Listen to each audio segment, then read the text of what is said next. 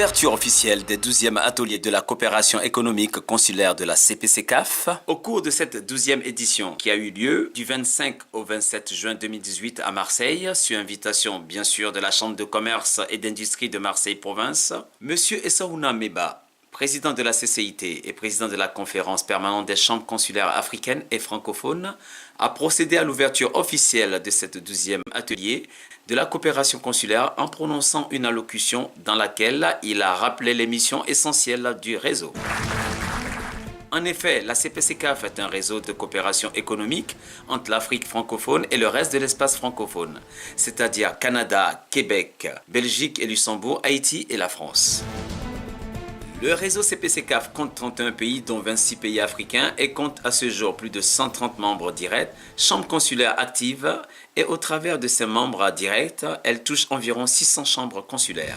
La coopération économique mise en œuvre par la CPCCAF est fondée sur l'interconsularité, c'est-à-dire la collaboration entre les chambres, tous secteurs d'activité confondus, pour la mise en œuvre par transfert de savoir-faire et d'échange d'expertise et de projets de développement. Par ailleurs, au cours de cette 12e édition, le président Meba a également rappelé que la CPCCAF assure une mission de plaidoyer auprès des pouvoirs publics locaux, grâce notamment à son baromètre annuel des PME africaines. Monsieur le président de la Chambre de commerce et d'industrie de Marseille-Provence, Monsieur Jean-Luc Chauvin, notre hôte, le président des chambres consulaires africaines et francophones, chers collègues, il me revient encore une dernière fois de présider à l'ouverture de cette 12e édition des ateliers de la coopération consulaire. Votre présence ici témoigne d'ailleurs bien de l'implication de vos chambres dans l'élaboration et la mise en œuvre des actions collaboratives que notre réseau CPCCAF mène pour le développement du secteur privé africain et francophone. Il y a certes le football incontournable quand on parle de Marseille. Je voudrais juste rendre un hommage à notre ami, le président de la CAPEF de Cameroun, M. Janvier Mombi Sosoba. Je vous propose donc de vous lever et vous souhaite d'excellents travaux. En 2018, près de 9500 PME répondantes pour 16 pays africains et 22 chambres consulaires participantes, qui permet plus particulièrement de rendre plus visible le secteur de la très petite entreprise, trop souvent oublié par les études et conférences internationales sur l'Afrique. La CPCCAF contribue aussi à renforcer notamment le courant d'affaires entre l'Afrique et le reste de l'espace économique francophone. Les 12e ateliers de la coopération consulaire ont vu la participation de plus de 200 délégués, élus et collaborateurs des chambres consulaires membres de la CPCCAF. Le renforcement des services d'appui et de formation aux entreprises, la promotion des échanges commerciaux et la formation. Cette formation professionnelle et entrepreneuriale est ainsi le sujet majeur du programme Archipelago, doté de 15 millions d'euros par la Commission européenne qui vise 12 pays du Sahel et de la région du lac Tchad. Les solutions pour l'amélioration du climat des affaires en Afrique, notamment une revue des actions des chambres consulaires et des partenaires de la CPCCAF. Sans oublier le renforcement des filières africaines à travers la clutérisation, la recherche des partenariats et l'accompagnement à l'export. Par ailleurs, un point presse a permis de donner plus d'informations sur les activités de la CPCCAF, notamment les projets en cours visant à renforcer les capacités des chambres consulaires pour un meilleur accompagnement du secteur privé, à travers une coopération nord-sud et sud-sud entre les chambres membres du réseau. Au cours de ces 12e ateliers ont eu lieu des signatures de la convention de partenariat entre la CPCCAF et d'autres structures accompagnant le secteur privé telles que Africa Link. La PME est le cœur de l'économie. Sans PME, il n'y a pas d'émergence, il n'y a pas de croissance, il n'y a pas de développement, il n'y a pas de maintien de notre niveau économique en Europe. Il y a eu aussi un protocole d'accord entre la CCI Marseille-Provence avec la CCI de Mauritanie, Land of African Business, l'Assemblée permanente des chambres de métiers et d'artisanat et la Maison de l'Afrique. Cette première journée laborieuse s'est soldée par un dîner dans le hall du Palais de la Bourse au milieu de l'exposition Abstractic Love, solo show du peintre John Wan, fut l'occasion pour tous ces participants de se retrouver et de partager des moments de convivialité en présence de notre invité de marque, Monsieur Basile. Des personnes qui aiment l'Afrique. Si vous êtes là ce soir, C'est grâce à eux, je veux remercier la CPCCAF, j'y arrive. Donc merci d'être parmi nous ce soir, vous êtes ici chez vous. J'ai tout réussi ici.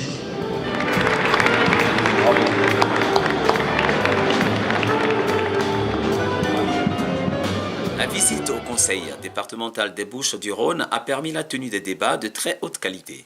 En présence de Mme Martine Vassal, présidente du conseil départemental des Bouches-du-Rhône, le président Meba y a fait une intervention très remarquée sur la formation et l'emploi, insistant à nouveau sur la nécessité d'investir dans la formation professionnelle et d'offrir ainsi aux entrepreneurs de compétences techniques de bonne qualité. Il a ainsi exhorté ses pairs à sortir du cadre bien établi des appuis traditionnels pour aller à la quête de modèles innovants de financement de projets d'envergure initiés par les chambres consulaires africaines pour une meilleure compétitivité des entreprises africaines. Il y a eu des signatures de protocoles d'accord entre la CCI du Mali et la CMAR Pays de la Loire, aussi de la délégation de la Vendée, APCMA et la CPCCAF. Sans oublier la CCIAD du Sénégal avec la CCI de Paris Île-de-France et la CPCCAF. L'après-midi de cette deuxième journée a été consacré au passage en revue des grands chantiers et projets mis en œuvre par la CPCCAF et ses partenaires.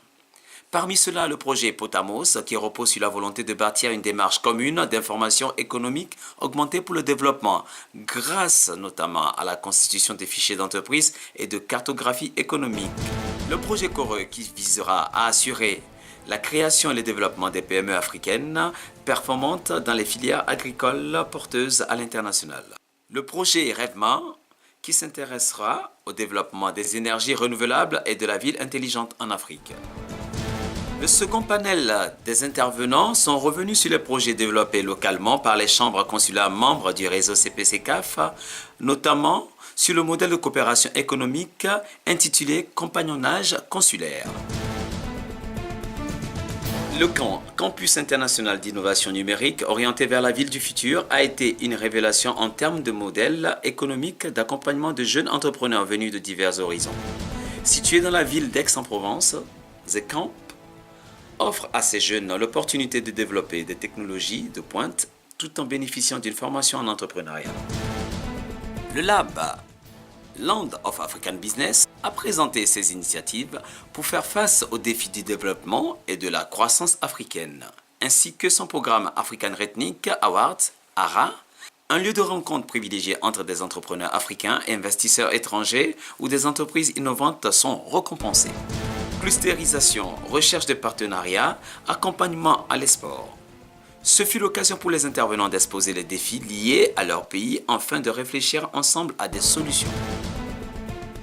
En marge de ces ateliers, le président Meba, en sa qualité de président de la Chambre de commerce et d'industrie du Togo, a eu diverses rencontres avec des personnalités et des présidents d'autres chambres consulaires partenaires, telles que les chambres de commerce et d'industrie de Spas, de Cap-Bon, de Mauritanie, de Marseille, province. Au cours de ces rencontres ont été discutées les possibilités de collaboration bilatérale à mettre en place pour les intérêts des secteurs privés respectifs. Le président de la CPCCAF, M. Essou Naomeba, y a fait une contribution à travers une interview accordée à l'équipe de communication de Zecamp, à qui il a délivré un message d'encouragement destiné aux jeunes entrepreneurs. Les travaux qui se sont déroulés au cours de ce riche programme étaient ponctués de réceptions officielles au cours desquelles les échanges et réseautages ont permis la consolidation ou la création de liens entre les membres du réseau et les participants et partenaires de la CPCCAF. Au terme de ce 12e atelier de la coopération consulaire, rendez-vous a été pris pour la 44e Assemblée générale qui aura lieu en décembre 2018 à Dakar.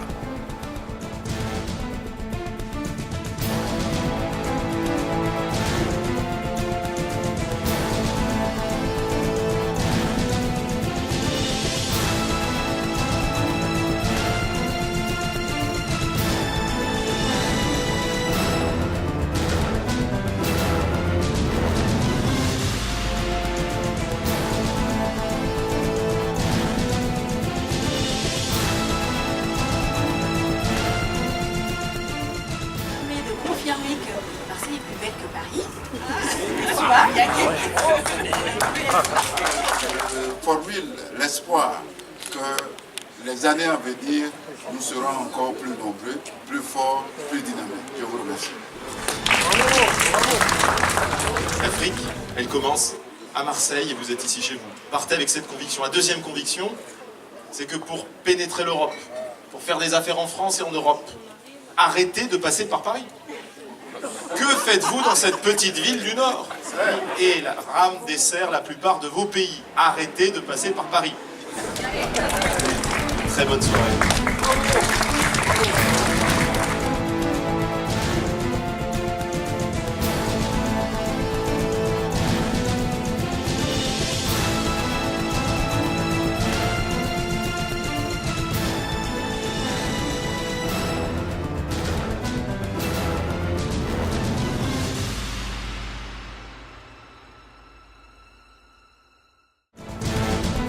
Bonjour, donc je suis Jean-Luc Chauvin, je suis le président de la Chambre de commerce et d'industrie de Marseille-Provence. Je suis donc quelque part celui qui accueille ces magnifiques ateliers de la CPCAF où l'ensemble de 25 pays de la communauté africaine, de l'Afrique francophone, se retrouvent présents à Marseille aujourd'hui avec nos amis de Wallonie et ce matin aussi avec nos amis francophones du Québec.